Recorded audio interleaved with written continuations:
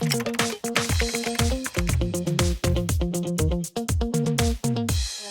morning and welcome everybody to this webinar. My name is Roberta Taveri. I work for Article 19 Europe. Article 19 Europe, it's an NGO that works for the promotion and the protection of the right to freedom of expression across Europe and Central Asia. And this webinar today is hosted by the Media Freedom Rapid Response Project, which the webinar itself will aim to shed light over the situation of journalism and safety of journalists in Serbia. We are honored to be joined today by three outstanding professionals in the area of journalism and press freedom in Serbia. On the one hand, we have Jelena Zoric. She's an award-winning TV journalist. Lately, she joined the Balkan Investigative Reporting Network, BIRN, and the Belgrade Independent Weekly, Breme. Jelena started as a freelance TV reporter with Belgrade studio BTV with the crime desk, and later joined N1 TV as an investigative reporter, where she worked for 7 years covering major crime and corruption stories, including stories related to the COVID-19 pandemic and the violent anti-government protests in Belgrade in July 2020. She has also been at the forefront of stories such as the demolition of the old Savamala district in Belgrade, which paved the way to the current Belgrade waterfront urbanism project, as well as investigation of drug trafficking across cartels between the Western Balkans and Latin America, and other stories related to drug trafficking actually in Serbia. As a result of her investigative work, Jelena has also been often targeted by attacks and smear campaigns. We'll hear more about this today. Our second speaker today is Rade Đurić. Rade is a graduated lawyer in Serbia, and since 2020 he works for the Independent Journalists Association of Serbia, NUNS, as a researcher and expert for media law and public procurement.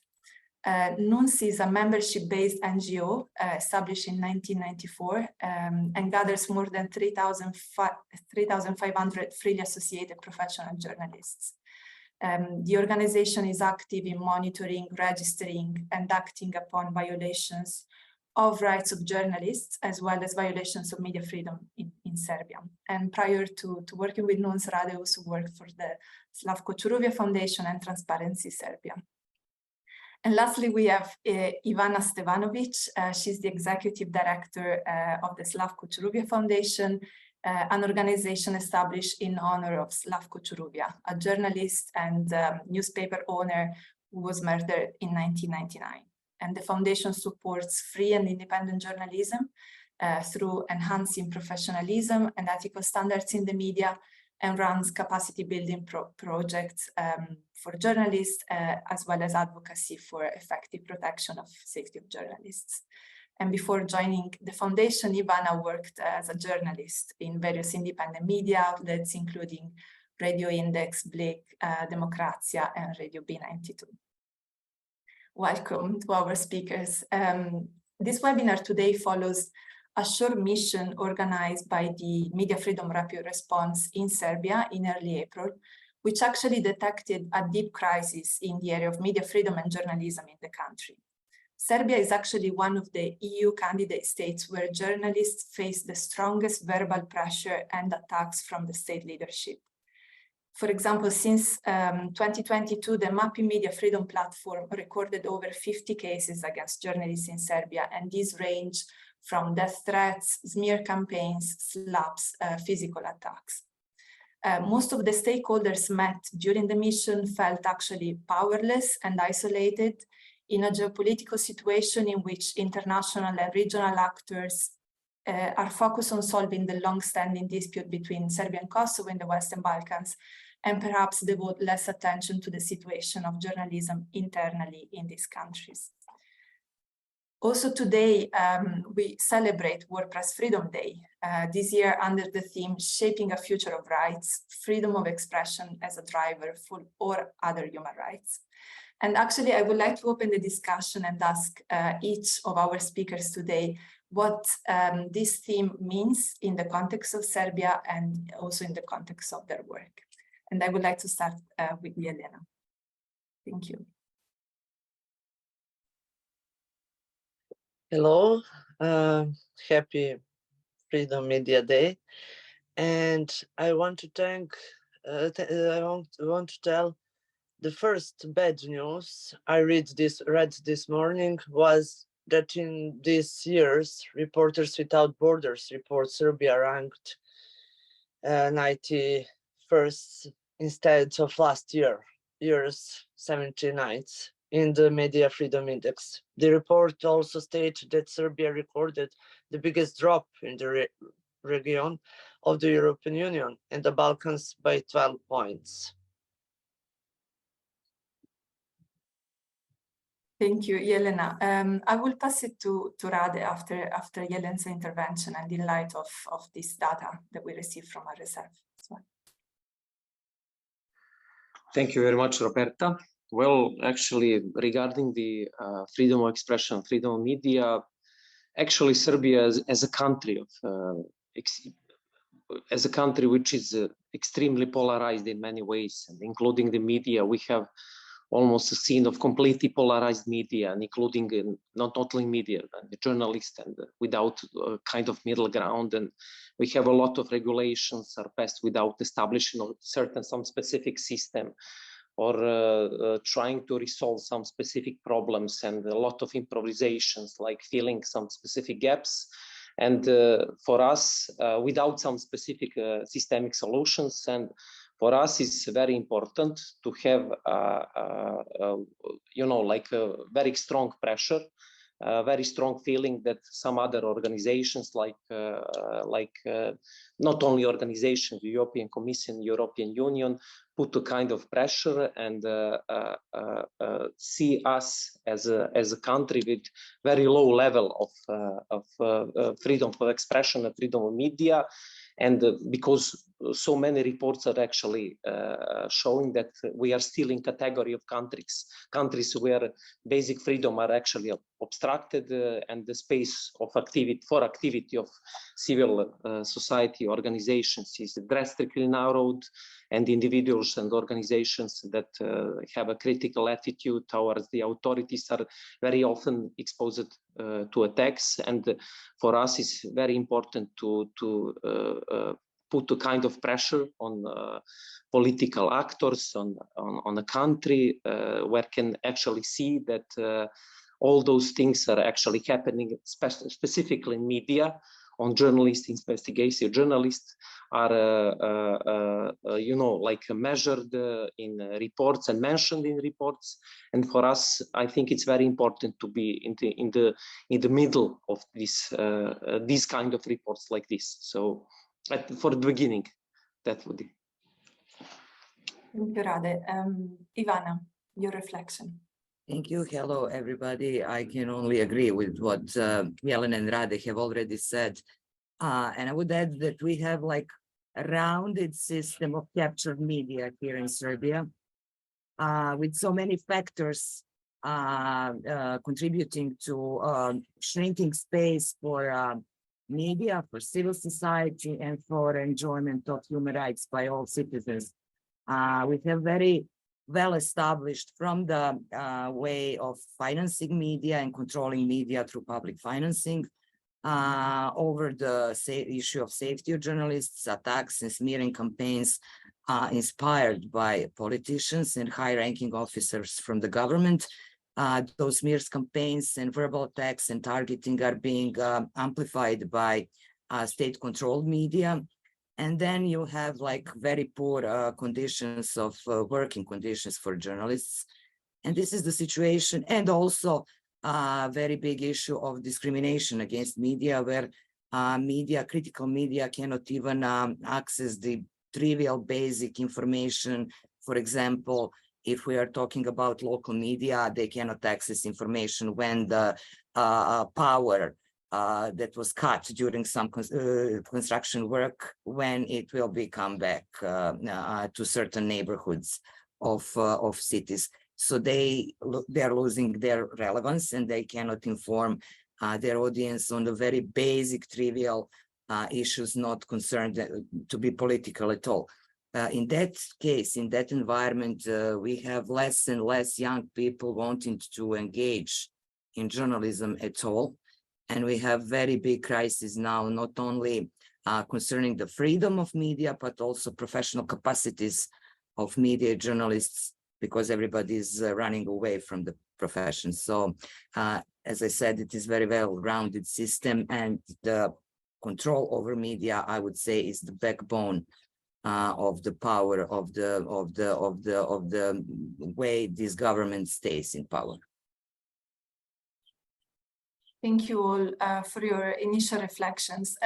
Let's dive into some of these issues in our discussion, and I would like to start with Jelena, a case of a journalist who actually conducted her work independently and nevertheless has been attacked and vilified as a result of her investigative work.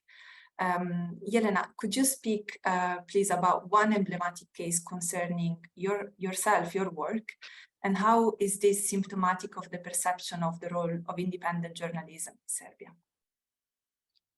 Recently, the first instance court in Belgrade acquitted the man who threatened me. Those threats were not ordinary, classic. They are uttered in a mafia style. I was told nobody did well who made a mistake about Ćuruvija. Ćuruvija said, Zoric destroys and tears me apart with her reporting, but I pray to God for her health, just as I pray for the health of the prosecutor Saša Drecun and the one who arrested Inspector Slobodan Milenković. And the man who threatened me was not an ordinary passerby. He was the lawyer of Predrag Ćuruvija, the first accused in the case of organized crime known as Jovanjica.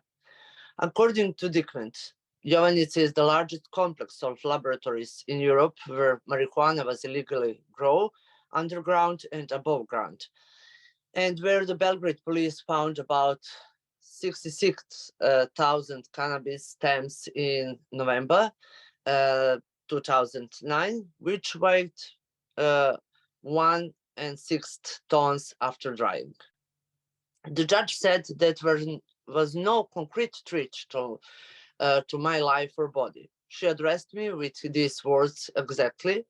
She ignored the entire context of the Jovanjica case. Those were not the only threats that I received because of journalistic research on the case. I also reported other threats. The prosecutor office did not react.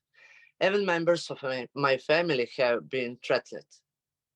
The Jovanjica case is the largest drug corruption scandal in Serbia, according to the indictment. Member of the police, as well as civil and military secret service, were also involved in the drug trafficking in Jovanjica. For 2 years, their trial has not started due to various obstructions.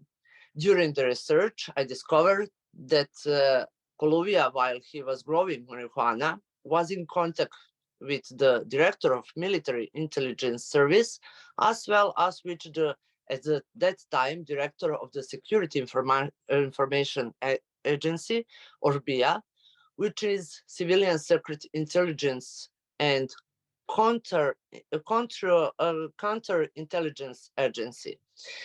That man is now of the position of Minister of Serbian Police. Predrag Ćuruvija, main lawyer, is Vladimir Đukanović, an official of the ruling Serbian Progressive Party, Srpska napredna stranka, and president of the Parliamentary Security Committee. The highest authorities, public defend accused Ćuruvija and public attack the policeman who arrested him.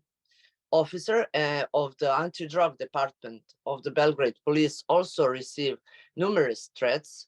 The authorities and prosecutors are trying to declare this anti-drug department as criminals, rigging their trials, and constantly treating them with degradation in service and dismissals from their jobs. All the pro-regime tabloids openly defend those accused of organized crime related to illegal drugs of the Jovanjica state, and public slandery the police officer who fight against drugs, and us journalists.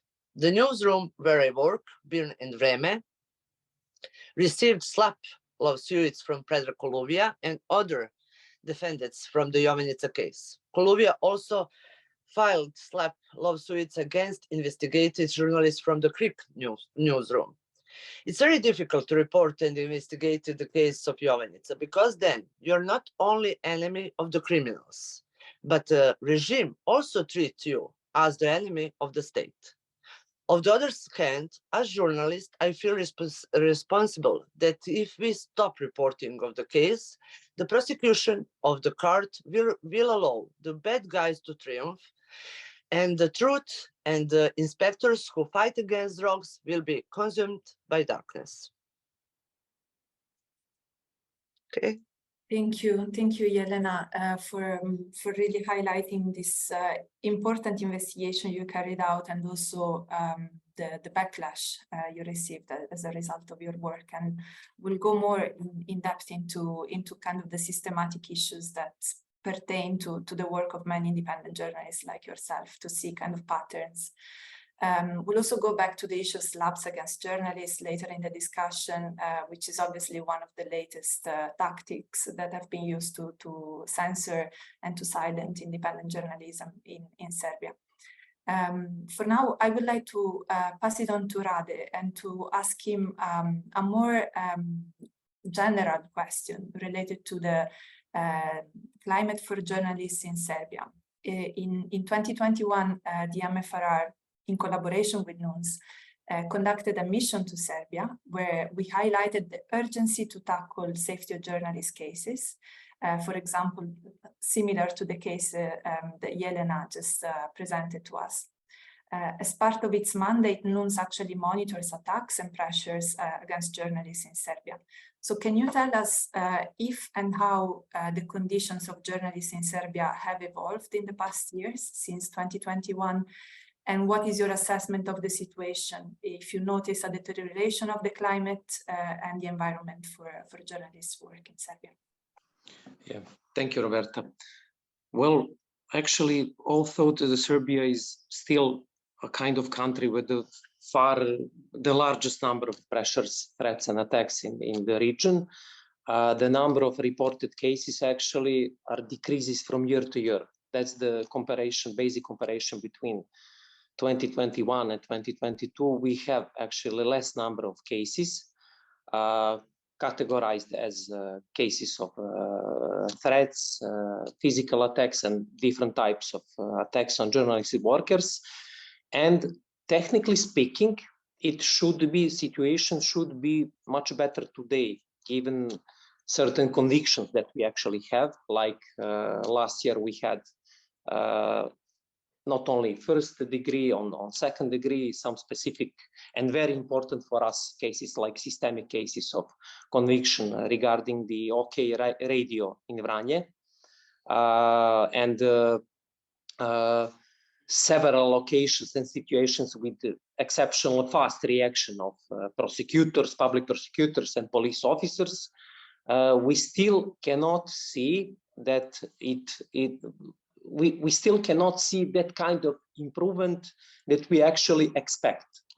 And for example, according to the records, comparing with the cases, we are actually measuring and reporting and comparing records of Republic Public Prosecutor's Office.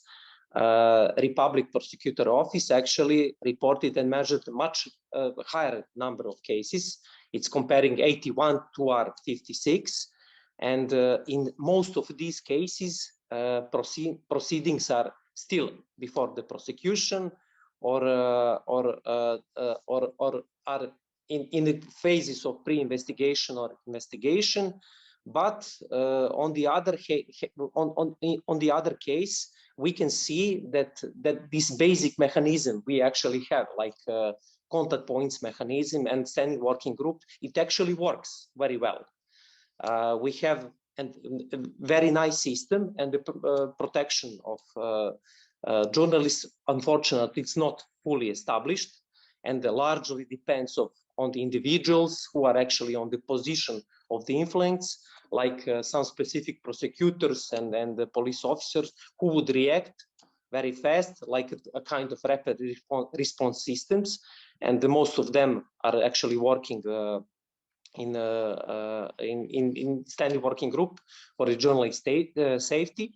But some indicators shows it should be better because we have an Excel mechanism. It's not completely involved in the system of justice systems in Serbia.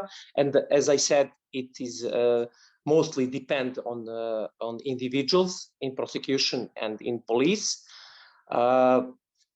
And when we speak about the differences and comparing with situation in last year, we can see some important measures that on the ground that, for example, police and prosecution actually did. Like we see in the last year, large events where mostly we have situation that we can mostly record it, like physical attacks. In that sense, we had a very good reaction from the prosecutor's office. It was, I think, before the Euro Pride, where prosecutors warned the public that they will not tolerate the attacks on the journalists. But on the other hand, on the other side, we can't see a lot of condemnation, like the absence of condemning is accompanied with a kind of a lack of sensitivity to the problem of the journalist, and regardless of the levels of state authorities.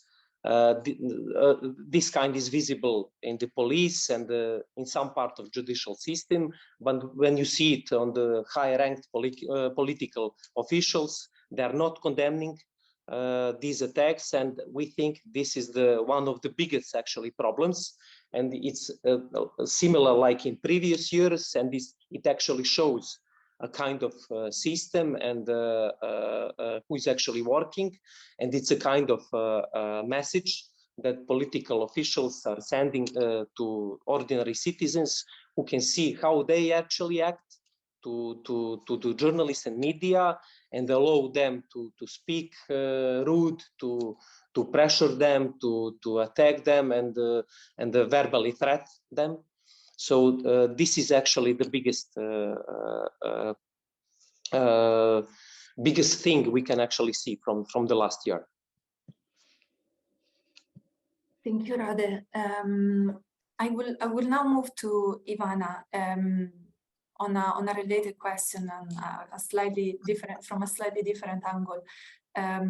Obviously, your organization, the Slavko Ćuruvija Foundation, takes the name from the journalist Slavko Ćuruvija, who was assassinated in 1999, and for whom justice has not been fully rendered yet. You have been active for many years to raise Ćuruvija's case and the current state of impunity in Serbia in cases of journalist murders and safety of journalists, and to also ensure that the perpetrators of this killing are brought to justice, before justice.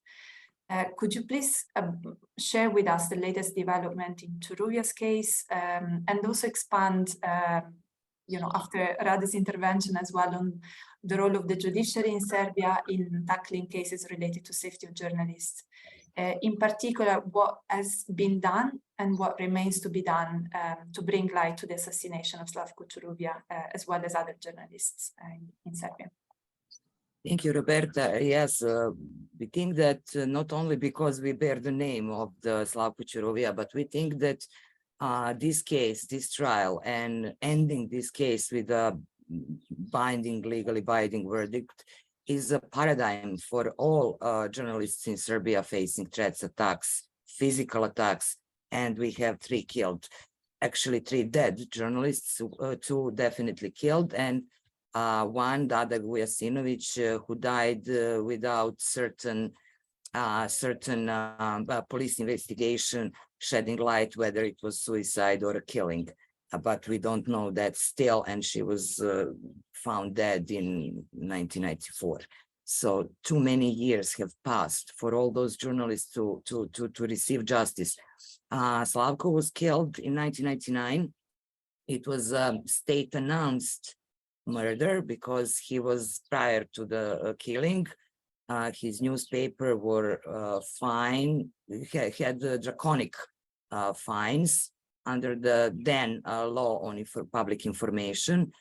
He was sentenced to jail. He was smeared heavily on state-owned and state-closed media as a foreign mercenary, as someone who invited and welcomed NATO bombs to Serbia, and all that ended with a murder with definitely heavy involvement of the state and then state security.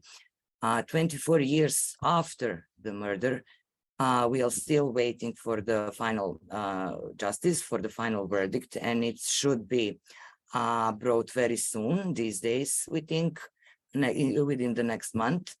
We had 2 first degree trials. Both trials ended with the guilty, with a conviction, and the 4 main perpetrators were sentenced to jointly 100 years in prison. However, both verdicts were overthrown by appeal court, and now we are waiting for the final decision of the appeal court.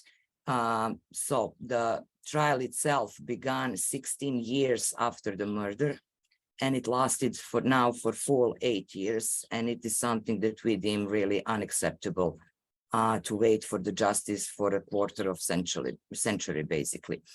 In 2001, Milan Pantic, a local journalist, was also killed.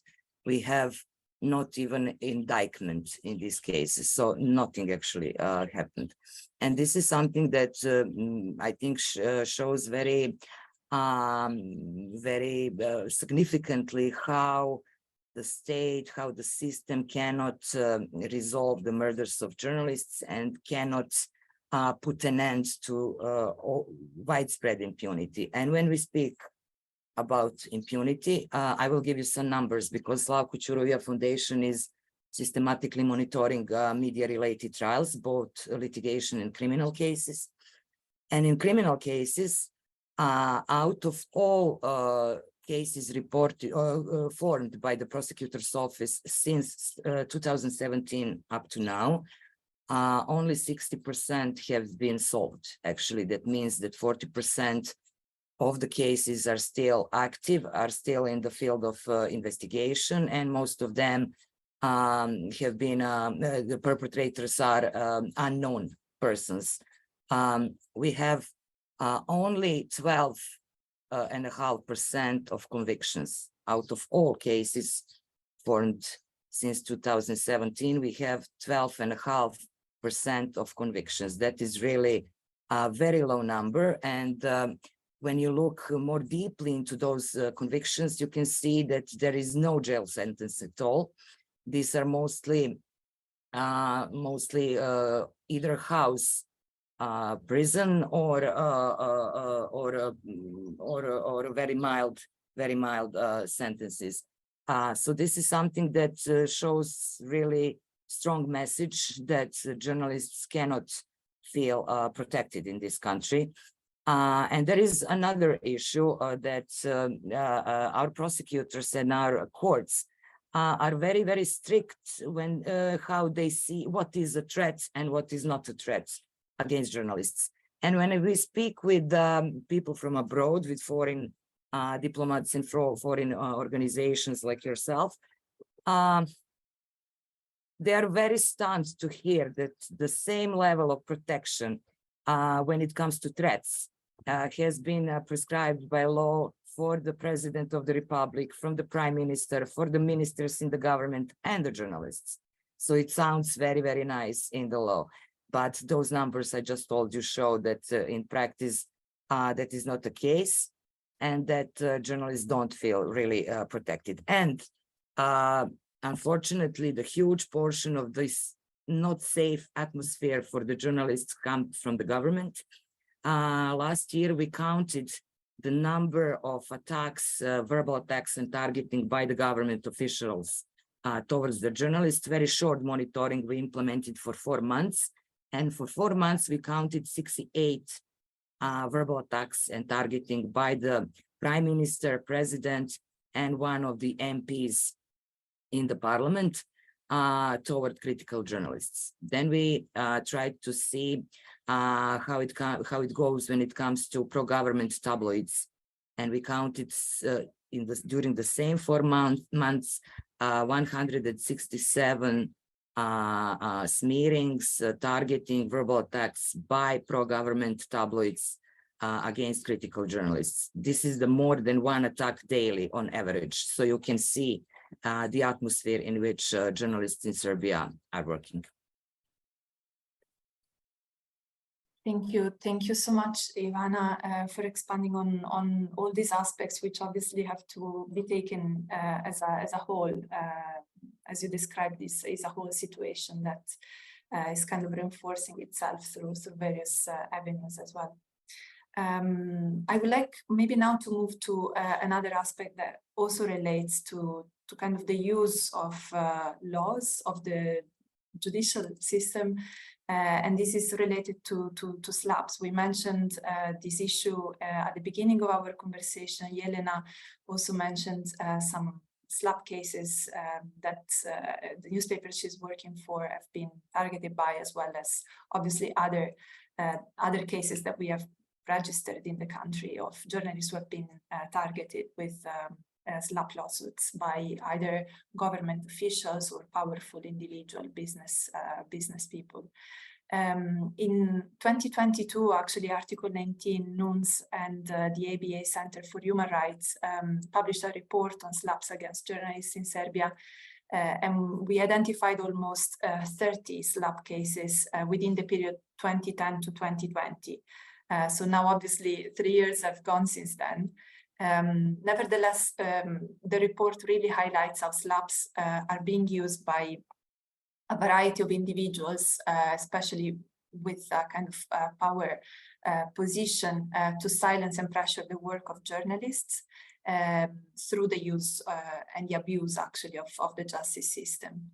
And I wanted to ask Rade, because he has been at the forefront of the drafting of this report, and obviously NUNS is very much involved in fighting also this latest challenge and obstacle against journalists.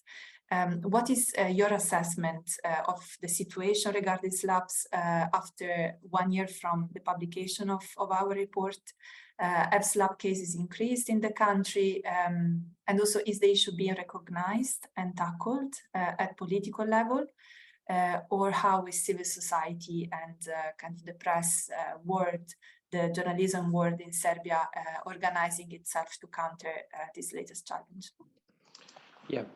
Regarding the last information from the report, what we actually see is that some specific people or people in power, actually, some of them are politicians, some of them are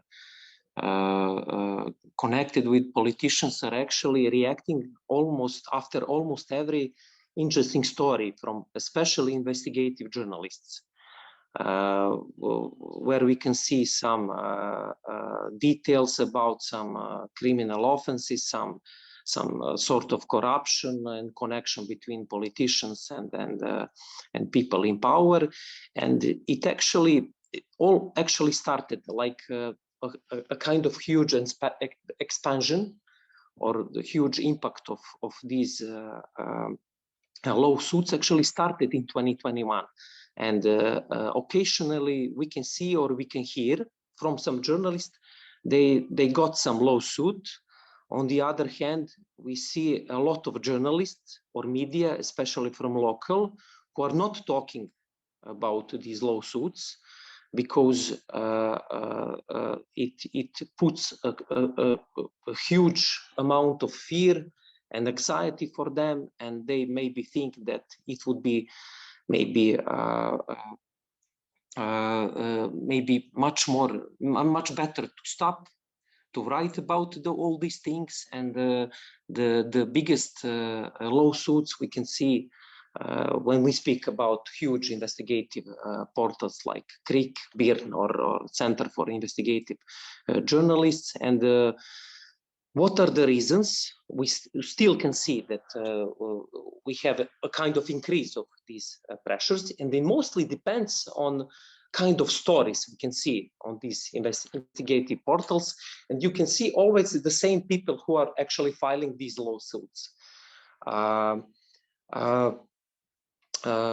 And these people in power actually,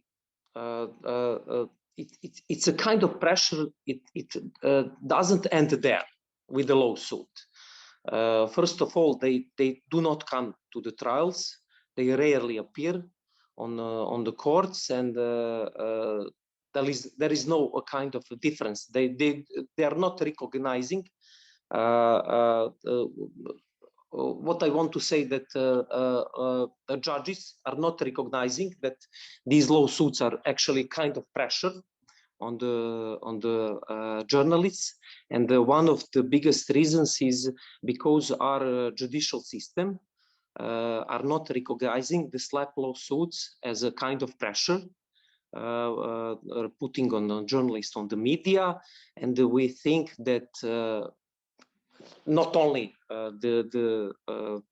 not recognizing that poor implementation of other systemic laws will actually negatively affect on implementation and of media regulation, and judiciary judges still allow politicians to openly use these kind of opportunities and prove that, for example, their reputation and honor have been actually hurt. And even when journalists prove in their articles that they committed some, I don't know, corruption or criminal acts, and actually allow them to do this. And one of the biggest threats is, we have a few convictions and few, especially influence on journalists in media, especially in local area, who need to come, for example, to trial to Belgrade. They have to pay, I don't know, huge fees for trials or respond to lawsuits. They need to pay their lawyers. They need to take their time and devote themselves to trials. And they can very easily get convictions and judgments that can influence on their future work, because they won't have money to pay for all these taxes, and actually showing a kind of huge pressure. And in this point, we do not have enough measures to react actually, and especially because we need different changes in the legislative to react on all these pressure through the lawsuits. Thank you so much, Rade. It would be, you know, the MFRR obviously, as well as your organizations, so known as Slavko Ćuruvija Foundation, is also very active on the issue of slaps. We are awaiting for the European Commission to publish its directive. Obviously won't directly apply to Serbia, but obviously will influence the way in which the legal framework will be possibly reviewed in light of the directive, considering that Serbia holds a candidate status with the EU. I would like to move maybe to a next phase of the discussion and see what can be done, or at least what are the priorities that you think should be important to highlight and to focus on, to kind of address all the challenges that we have been highlighting today, as well as others that we didn't have time to expand on, related to journalism, independent journalism, and media freedom in the country. And I'd like to ask a question to Jelena. As you all know, the current media strategy of the government of Serbia is about to expire in 2025. And obviously the strategic period for laying the foundations of the next strategy should soon begin, obviously together with the work towards the action plan that accompanies the media strategy, which is an ongoing work that your organizations, represented years and others are currently doing. Jelena, as a journalist in Serbia, what do you think are the most pressing elements that should be prioritized by the government to ensure that journalists can enjoy a climate of safety and freedom in Serbia? Thank you. The Prime Minister, Ana Brnabić, personally attacks independent journalists in Serbia more than any criminal. She calls independent journalists liars and targets them as enemies of the state. The narrative has the support of the President of Serbia and all officials of the Serbian Progressive Party in power. The journalists of United Media, Television N1 and Nova S, as well as their portals and the daily newspapers Danas, are the most exposed to attacks. Above-mentioned media are the biggest competitor to the media that are controlled by the state through the telecom company. And that is one of the reasons why they have largest targets on their back. Only United Media broadcasts the investigated stories of small portals such as Birn, where I work, Krik, Cins, or the weekly newspapers Vremenin or Tenzolovka. I recently said that if the government managed to destroy N1 and Nova Television, then all investigative journalism in Serbia could be reduced to a jazz club. We would be reserved for a small club of fans who would find us on the internet. It is important to mention that the majority of the population in Serbia, especially the middle-aged and older, is still technological illiterate. That is why it is necessary to stop the attacks on colleagues from United Media immediately.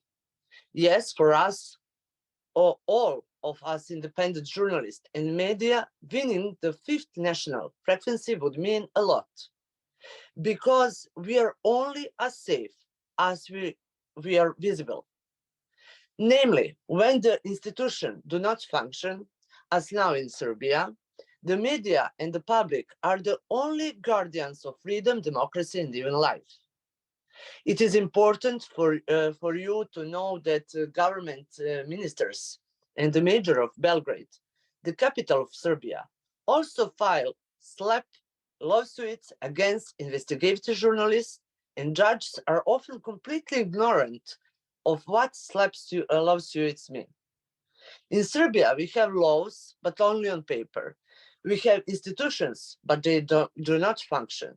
We have working groups for the safety of journalists, and journalists have never been more afraid. We have a judiciary that is drawing in political influence. You will be surprised, but in Serbia, most journalists are well paid for their work, even better than in many countries of the European Union. But these journalists generally do not report on sensitive topics. Only on the other hand, we investigation journalists, as well as journalists in local media, work several jobs at once and often barely make ends meet to pay the bills. When we receive donations from abroad, people from the top of the government call us foreign agents and foreign mercenaries. In addition to Birn, I also work in the poor weekly newspapers Reme. We are trying to promote our paper by visiting cities and holding public forums in cities all over Serbia. The local government does not allow us to use the institution halls anywhere, so we hold the debates in dark cafes. People who come to our discussion experience streets as the owners of the bars or cafes that allow us to hold promotions.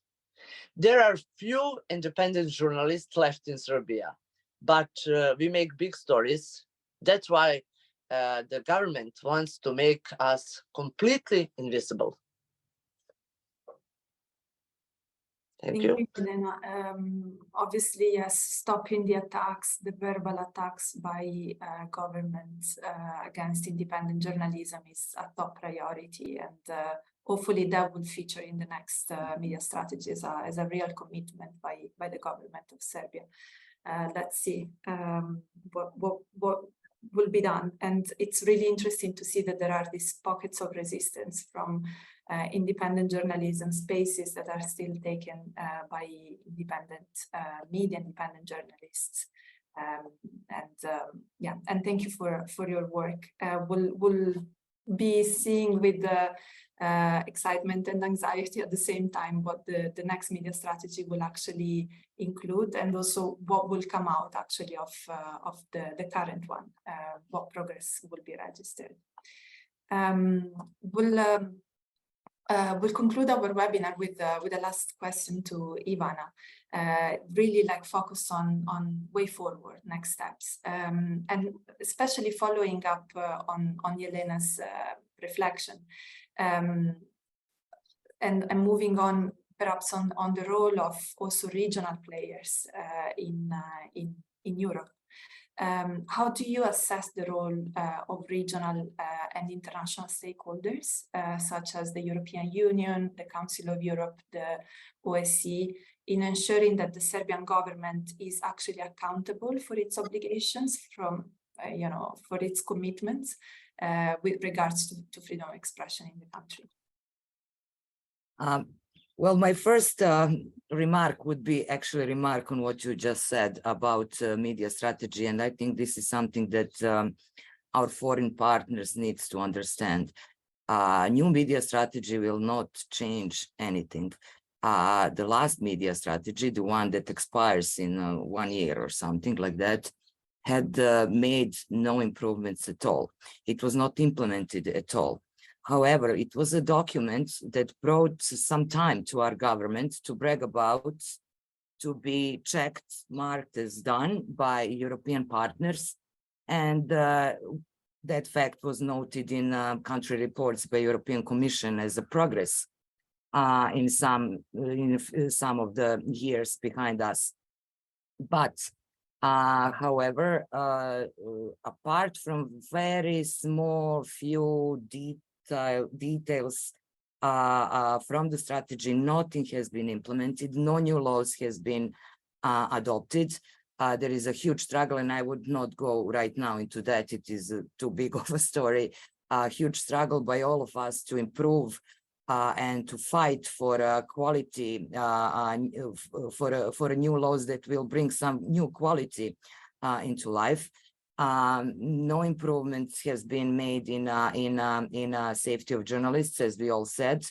So I just have an appeal and call to all foreign partners of Serbia not to be blinded by fake, I have to say, fake adoption and production of strategic documents, legal documents, rule books, action plans, and stuff like that, because we had seen on the ground no progress in implementation on all of those documents. The second thing, we really, what Jelena has said, I cannot emphasize that more. We really need a strong pressure on our highest government officials to stop smearing, attacking, verbally attacking and targeting journalists, because we have seen on several instances that after that kind of campaigns against journalists, someone on the street would approach a journalist who was targeted and say something very unpleasant, or even do something that can potentially lead to a violence. So this is something that really creates an atmosphere that actually calls upon dissatisfied people to do something about those traitors and foreign agents and foreign mercenaries by themselves. So this is something that really urgently needs to stop, because not only because of that consequence, but also that kind of smear campaigns by highest officials actually send a strong message to the courts, to the whole system, to prosecutors and police, that those journalists are not someone who should be protected, So it's influencing all levels of the system, actually, that kind of campaigning against critical journalists. And finally, I would really ask, and this is I would like to thank you for choosing this issue to mark this day by you, because this is something that we really need. We really need support from human rights organizations, media freedom organizations, and all other organizations across the world, and especially Europe, who are dealing with this issue, to put the pressure on your governments in the European Union, to put the pressure on our government, because for too many times we have seen that our governments just manages to go by, because some other issues that are more pressing to foreign governments right now, like the issue of Kosovo, standing on the question of Russia and Ukraine conflict, and these bigger geopolitical issues overshadow the human rights issues right now in Serbia. So we need your solidarity and your support and your pressure to help us here to fight for freedom of expression. Thank you, Ivana. Thank you all very much for your insights and for this very important discussion, which obviously it will not be the last one, but with a really promise that it will continue in the coming months, surely. The collaboration with the MFRR and your organizations, and the support that, at least from our side, we would like to give to your work, which is extremely valuable.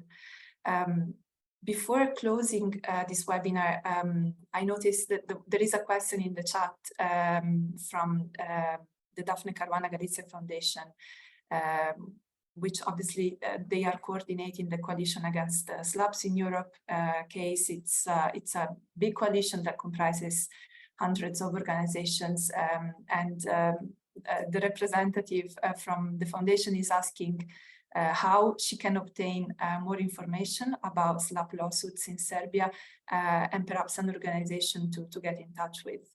I might ask Rade if you'd like to take this question. We can't hear you, Rade. Sorry, Robert. Thank you very much. As I understood, the question was about more information regarding the Slavs, or yeah, more information about who to get in touch with to know more about Slav lawsuits. Yeah, well, actually, they can talk with us, because we are a part of a bigger coalition among CSOs and other organizations like journalists and human rights organizations who are taking care much more about Slav lawsuits. And we actually creating and trying to update database.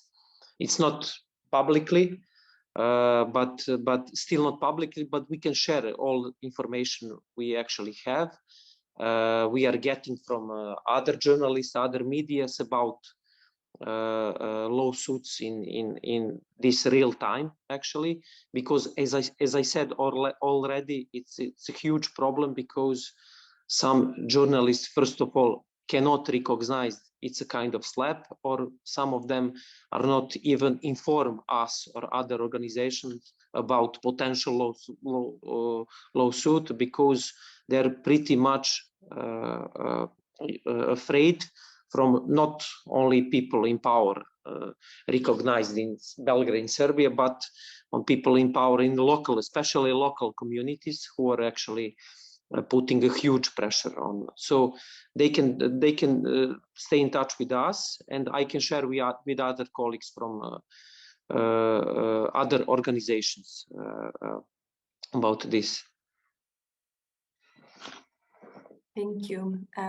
Thank you, Rade. Thank you, everybody. Sorry, can I just add something? Oh, yes. Just share the link to our research concerning Slav, but I cannot access all, so I send it to you. Yes. Berta. So if you can please share, and we are the part of the same coalition as Nuns and Rade, and I just wanted very, very briefly that we now are seeing Slavs becoming effective. Until now, they weren't very much effective. Right now, we have a first-degree conviction against CRIC investigative portal that reported on the court-given testimony that involved then chief of state security with organized crime. And they just reported on what was said in a court, and first degree court actually fined them with damages, which is something that hasn't been usual practice up till now. So we believe, and we are afraid that things are going to get worse regarding the SLAP. Yeah, absolutely. We actually hosted an event with Bojana Jovanovic from Greek a couple of weeks ago in Perugia, the International Journalism Festival, where she was talking about this SLAP against Greek. Yeah, an issue to be absolutely monitored. And once again, as Article 19 Europe and MFRR will be very happy to support you also within the case coalition in the coming months and weeks. I really thank you all. I would like to thank the speakers, Jelena, Ivana, and Rade, for your interventions, your reflections, and the time dedicated to speak about these issues, your work in Serbia. And also, obviously, a big thanks to all the participants of this webinar. As I said before, the MFRR will continue raising the issue of safety of journalists and media freedom in Serbia. We'll continue supporting your work, your organizations.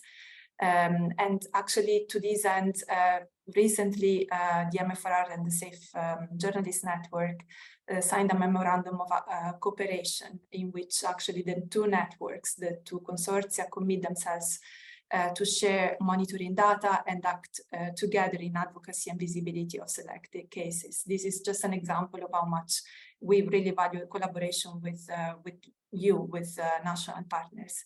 And just a call for all participants to this webinar, if obviously you'd like to be in touch with us or stay tuned and know more about the MFRR work, you can also follow us on our Twitter account at Media Freedom EU. Thank you once again, and have a good day. Thank you.